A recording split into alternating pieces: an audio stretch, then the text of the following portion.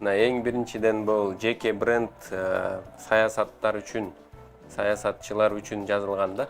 Орусча жазылды, бренд личность, ораторское искусство политического лидера депчи. Бизде көп эле саясатчылар туура эмес сүйлөп алып эле, шылдың болуп эле жүрүшөт да, ошондуктан аларга жардам болсун деп бул китепти жазганбыз. Андан сырткары биздин көп эле мекендештер, миллионго жакын мекендештерибиз Россияда иштеп жүрүшөт да. Өздөрүнүн укуктарын билбей, андан сырткары бир документ жагынан юридикалык сабатсыздык болгон үчүн көп алданышат да.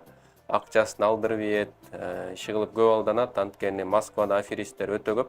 Ошон үчүн Москвада досум бар, юрист Иманбек Суранчиев. Ошол экөөбүз биргелешип, юридикалык жардам, Москва, Россияда өзүңүздү кантип алып жүрүшүңүз керек деген китеп жаздык. Аны Кудай буйруса ал жактан презентация кылып уже бар да ал китеп. Андан сырткары жанагы биздин 7 жолку дүйнөлүк чемпион профессионал арасында Орзубек Назаров экөөбүз да китеп жаздык ал жөнүндө. Ошентип 3 китеп жазып койдурбуз 3 жылда.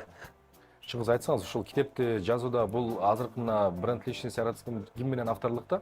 Өзүм эле. Жалгыз, Ушул авторлук жалгыз жазылган китеп менен кимдир бирөө менен кошо жазылган со авторлук чыгармачылыктын ортосунда кандай айырмачылыктар бар жана ошол со авторлук сиз үчүн кандай мүмкүнчүлүктөр ачып берет дейм да?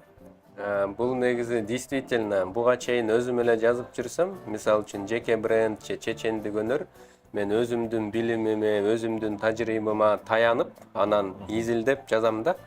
Соавторлук болгондо 1+1 болуп калат экен да. Анын тажрыйбасы, анын билимин сен алып, аны жакшылап бышыктап, анан өзүңдүн көз карашыңды кошуп туруп жазганда жакшы эле болот экен. Мага жакты да.